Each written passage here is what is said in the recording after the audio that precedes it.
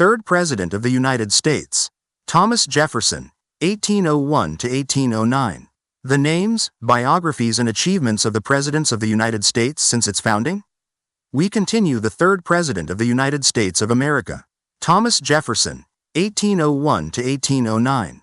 Part 4. We continue the third President of the United States of America. The work is primarily concerned with the Declaration and reforming the government of Virginia. He used notes, letters, and documents to tell many of the stories. He suggested that this history was so rich that his personal affairs were better overlooked, but he incorporated a self-analysis using the Declaration and other patriotism. Thomas Jefferson was a Philhellene, lover of Greek culture, who sympathized with the Greek War of Independence. He has been described as the most influential of the Founding Fathers who supported the Greek cause, viewing it as similar to the American Revolution. By 1823, Jefferson was exchanging ideas with Greek scholar Adamantios Kouré. Jefferson advised Kouré on building the political system of Greece by using classical liberalism and examples from the American governmental system, ultimately prescribing a government akin to that of a U.S. state. He also suggested the application of a classical education system for the newly founded First Hellenic Republic. Jefferson's philosophical instructions were welcomed by the Greek people. Kouré became one of the designers of the Greek Constitution and urged his associates to study Jefferson's works and other literature from the American Revolution. In the summer of 1824, the Marquis de Lafayette accepted an invitation from President James Monroe to visit the country. Jefferson and Lafayette had not seen each other since 1789. After visits to New York, New England, and Washington, Lafayette arrived at Monticello on November 4. Jefferson's grandson Randolph was present and recorded the reunion. As they approached each other, their uncertain gait quickened itself into a shuffling run, and exclaiming, "Ah, Jefferson! Ah, Lafayette!" they burst into tears as they fell into each other's arms. Jefferson and Lafayette then retired to the house to reminisce. The next morning Jefferson, Lafayette, and James Madison attended a tour and banquet at the University of Virginia. Jefferson had someone else read a speech he had prepared for Lafayette, as his voice was weak and could not carry. This was his last public presentation. After an 11-day visit, Lafayette bid Jefferson goodbye and departed Monticello. Jefferson's approximately $100,000 of debt weighed heavily on his mind in his final months, as it became increasingly clear that he would have little to leave to his heirs. In February 1826, he successfully applied to the General Assembly to hold a public lottery as a fundraiser. His health began to deteriorate in July 1825, due to a combination of rheumatism from arm and wrist injuries, and intestinal and urinary disorders. By June 1826, he was confined to bed. On July 3, overcome by fever, Jefferson declined an invitation to attend an anniversary celebration of the Declaration in Washington. During his last hours, he was accompanied by family members and friends.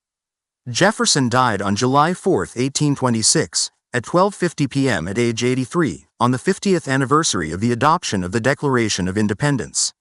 In the moments prior to his death, Jefferson instructed his treating physician, "No, doctor, nothing more," refusing laudanum. But his final significant words were, "Is it the fourth? Or this is the fourth?"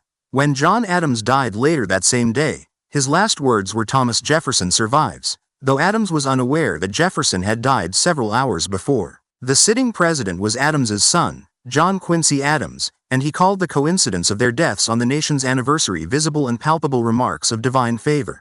Shortly after Jefferson died, attendants found a gold locket on a chain around his neck, containing a small faded blue ribbon around a lock of his wife Martha's hair. Jefferson was interred at Monticello, under an epitaph that he wrote, "Here was buried Thomas Jefferson, author of the Declaration of American Independence, of the Statute of Virginia for Religious Freedom, and father of the University of Virginia." In his advanced years, Jefferson became increasingly concerned that people would understand the principles in the Declaration of Independence and the people responsible for writing it, and he continually defended himself as its author. He considered the document one of his greatest life achievements, in addition to authoring the Statute of Virginia for Religious Freedom and founding the University of Virginia. Absent from his epitaph were his political roles, including his presidency. Jefferson died deeply in debt, and was unable to pass on his estate freely to his heirs. He gave instructions in his will for disposal of his assets, including the freeing of Sally Hemings's children, but his estate, possessions, and slaves were sold at public auctions starting in 1827. In 1831, Monticello was sold by Martha Jefferson Randolph and the other heirs. Jefferson subscribed to the political ideals expounded by John Locke, Francis Bacon, and Isaac Newton, whom he considered the three greatest men who ever lived. He was also influenced by the writings of Gibbon, Hume, Robertson, Bolingbroke, Montesquieu, and Voltaire. Jefferson thought that the independent yeoman and agrarian life were ideals of Republican virtues. He distrusted cities and financiers, favored decentralized government power, and believed that the tyranny that had plagued the common man in Europe was due to corrupt political establishments and monarchies. He supported efforts to disestablish the Church of England, wrote the Virginia Statute for religious freedom, and he pressed for a wall of separation between church and state. The Republicans under Jefferson were strongly influenced by the 18th-century British Whig Party, which believed in limited government. His Democratic-Republican Party became dominant in early American politics, and his views became known as Jeffersonian democracy. Jefferson wrote letters and speeches prolifically. These show him to be well read in the philosophical literature of his day and of antiquity. Nevertheless, some scholars do not take Jefferson seriously as a philosopher mainly because he did not produce a formal work on philosophy. However, he has been described as one of the most outstanding philosophical figures of his time because his work provided the theoretical background to, and the substance of, the social and political events of the Revolutionary years and the development of the American Constitution in the 1770s and 1780s. Jefferson continued to attend to more theoretical questions of natural philosophy and subsequently left behind a rich philosophical legacy in the form of presidential messages, letters, and public papers. Jefferson described himself as an Epicurean and, although he adopted the Stoic belief in intuition and found comfort in the Stoic emphasis on the patient endurance of misfortune, he rejected most aspects of Stoicism with the notable exception of Epictetus' works. Close paraphrasing, he rejected the Stoics' doctrine of a separable soul and their fatalism, and was angered by their misrepresentation of Epicureanism as mere hedonism. Close paraphrasing, Jefferson knew Epicurean philosophy from original sources, but also mentioned Pierre Gassendy's Syntagma Philosophicum as influencing his ideas on Epicureanism. According to Jefferson's philosophy, citizens have certain inalienable rights and rightful liberty is unobstructed action according to our will, within limits drawn around us by the equal rights of others. A staunch advocate of the jury system, he proclaimed in 1801, "I consider trial by jury as the only anchor yet imagined by man, by which a government can be held to the principles of its constitution." Jeffersonian government not only prohibited individuals in society from infringing on the liberty of others, but also restrained itself from diminishing individual liberty as a protection against tyranny of the majority. Initially, Jefferson favored restricted voting to those who could actually have the free exercise of their reason by escaping any corrupting dependence on others. He advocated enfranchising a majority of Virginians, seeking to expand suffrage to include yeoman farmers who owned their own land while excluding tenant farmers, city day laborers, vagrants, most American Indians, and women. He was convinced that individual liberties were the fruit of political equality, which was threatened by the arbitrary government. Excesses of democracy in his view were caused by institutional corruption rather than human nature. He was less suspicious of a working democracy than many contemporaries. As president, Jefferson feared that the federal system enacted by Washington and Adams had encouraged corrupting patronage and dependence. He tried to restore a balance between the state and federal governments more nearly reflecting the Articles of Confederation, seeking to reinforce state prerogatives where his party was in the majority. According to Stanford scholar Jack Rakove, when Jefferson wrote "all men are created equal" in the preamble to the Declaration, he was not talking about individual equality. What he really meant was that the American colonists, as a people, had the same rights of self-government as other peoples, and hence could declare independence, create new governments and assume their separate and equal station, among other nations. Jefferson's famous mantra later became a statement of individual equality that everyone and every member of a deprived group could claim for himself or herself. Historian Henry Wiencheck has noted Jefferson included slaves when he penned "all men are created equal" in the Declaration.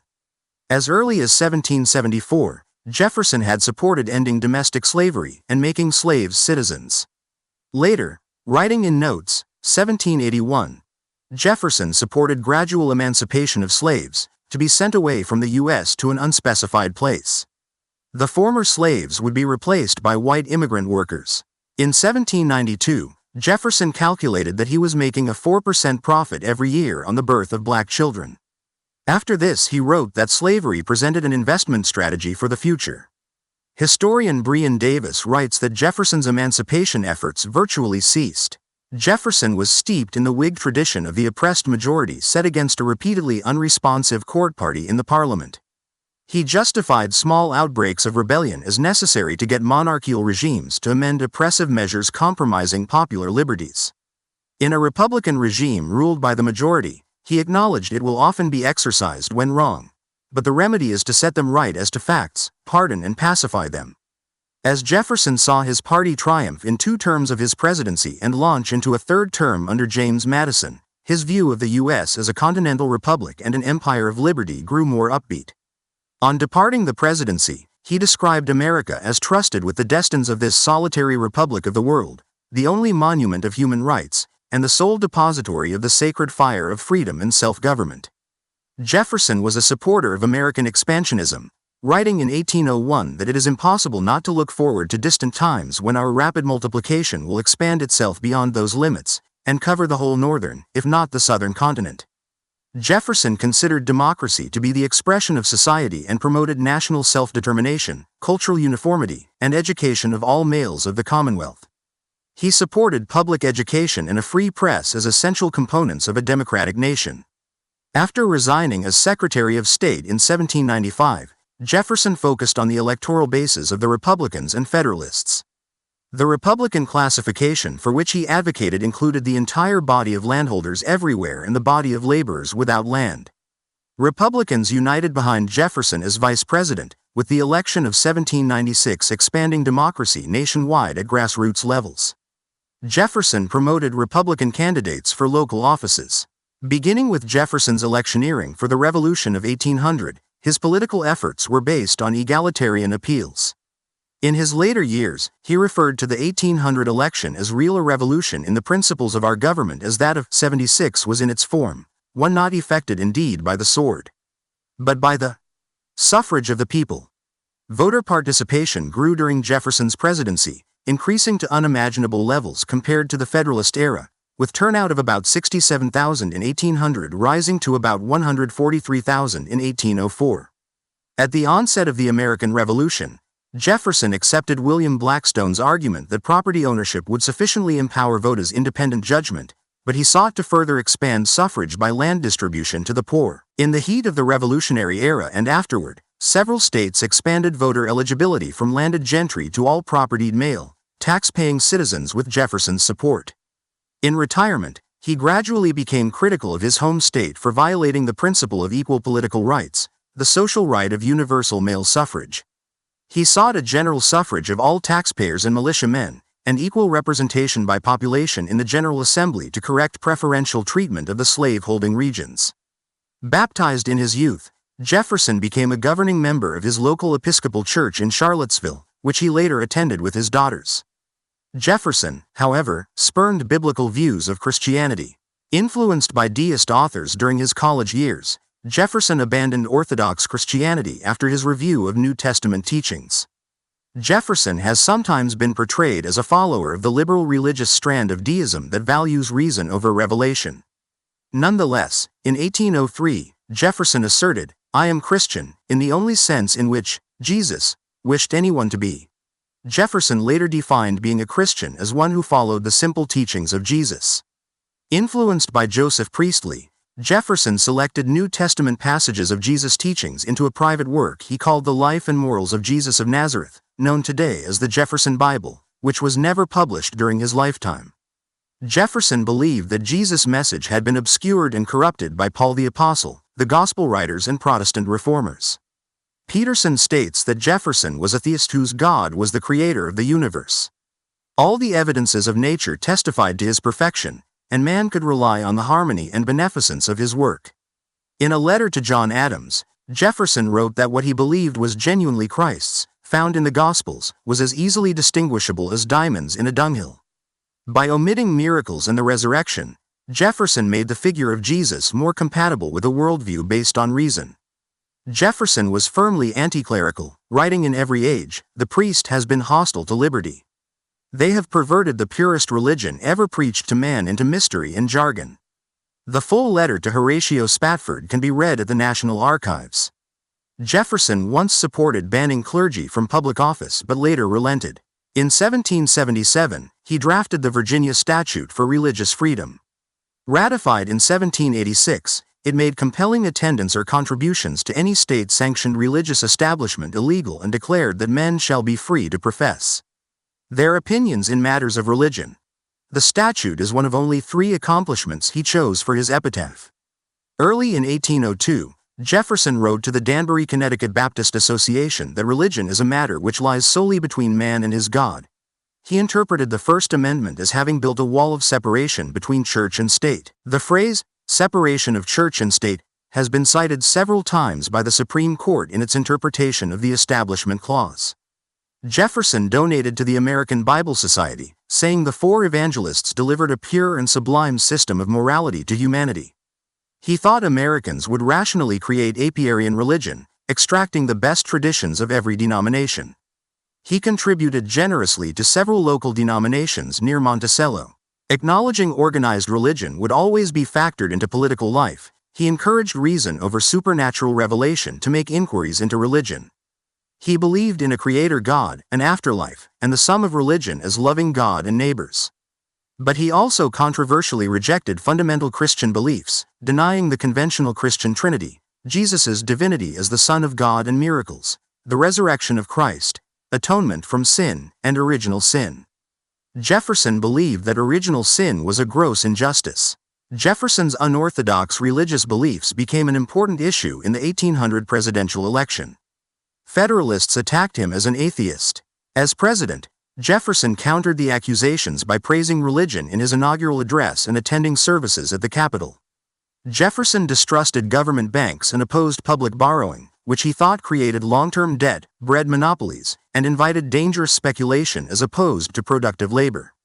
In one letter to Madison, he argued each generation should curtail all debt within 19 years and not impose a long-term debt on subsequent generations.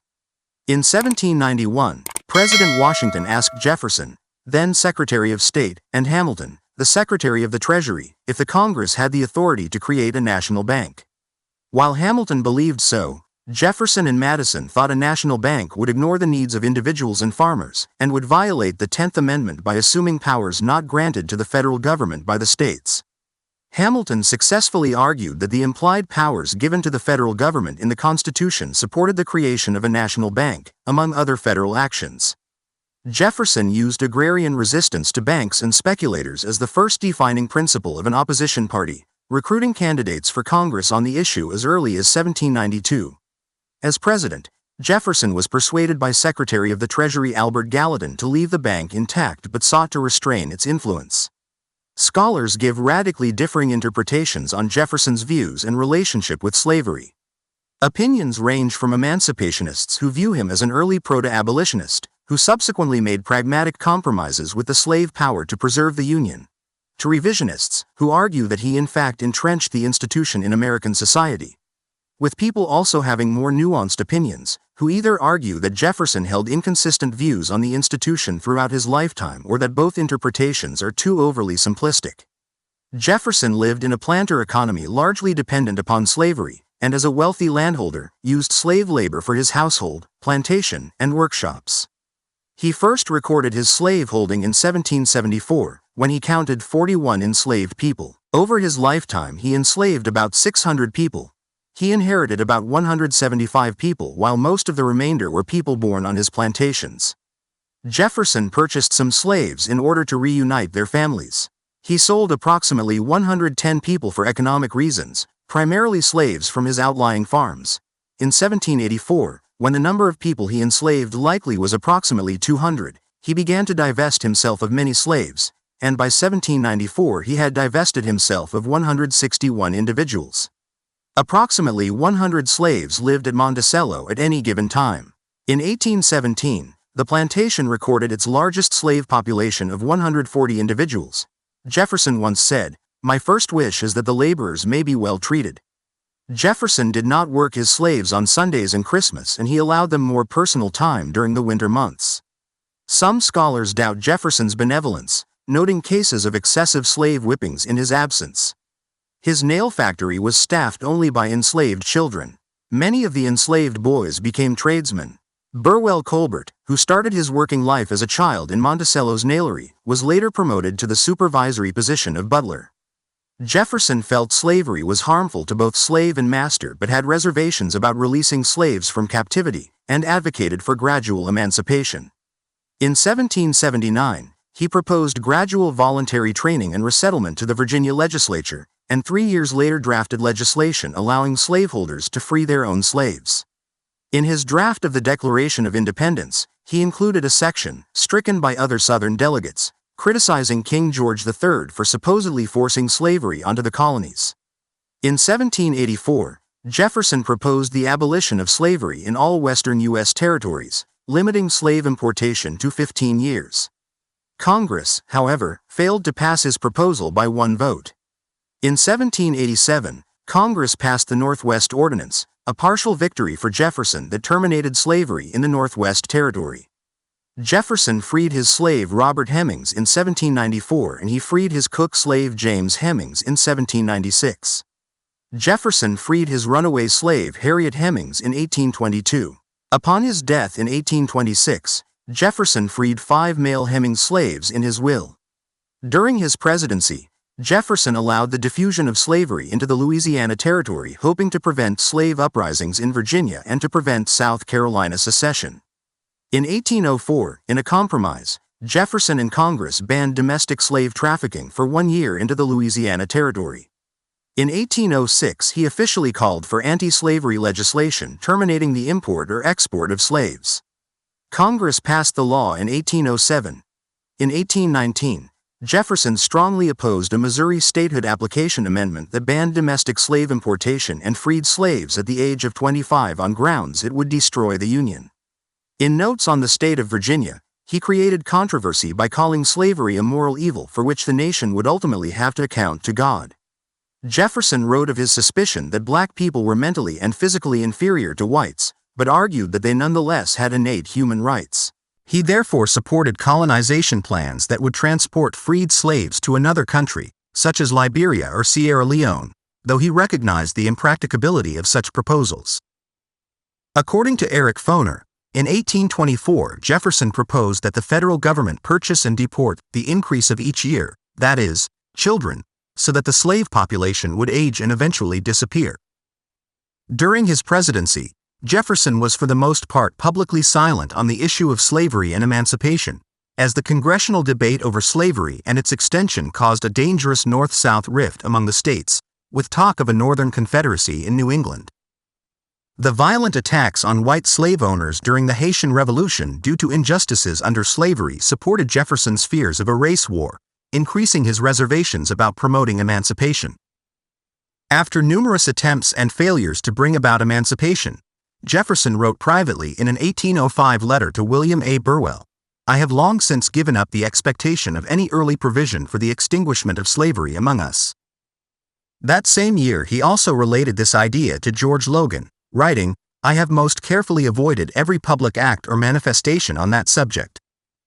Claims that Jefferson fathered children with his slave Sally Hemings after his wife's death have been debated since 1802.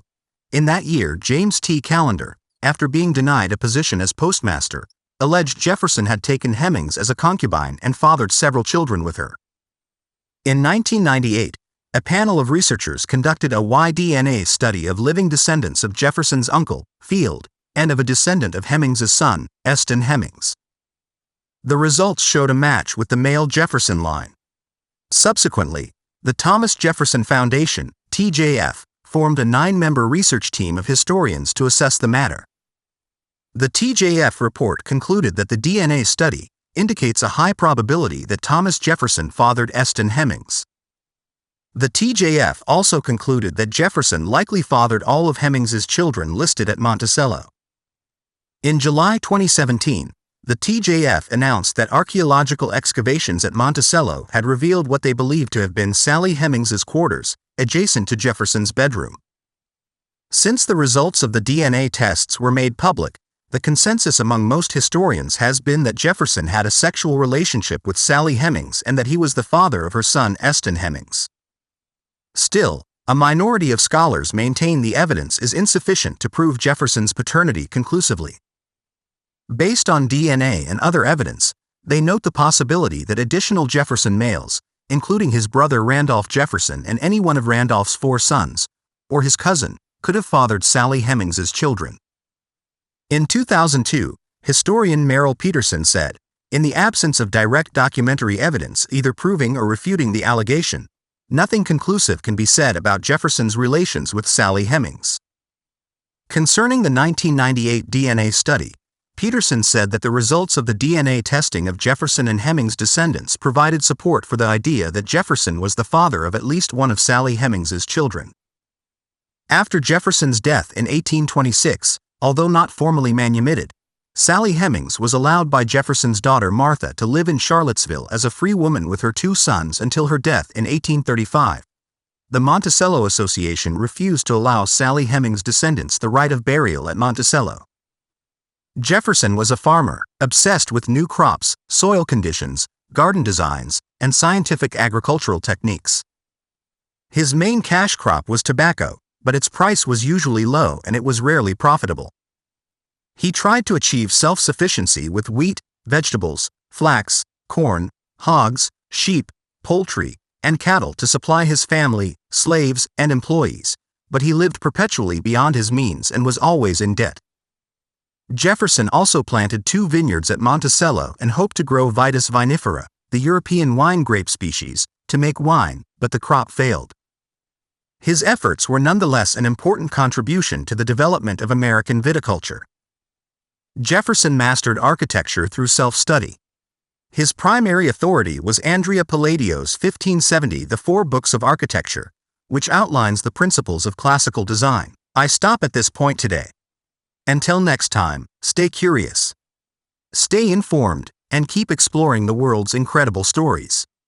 Soon we will publish Part 5. Thank you for watching.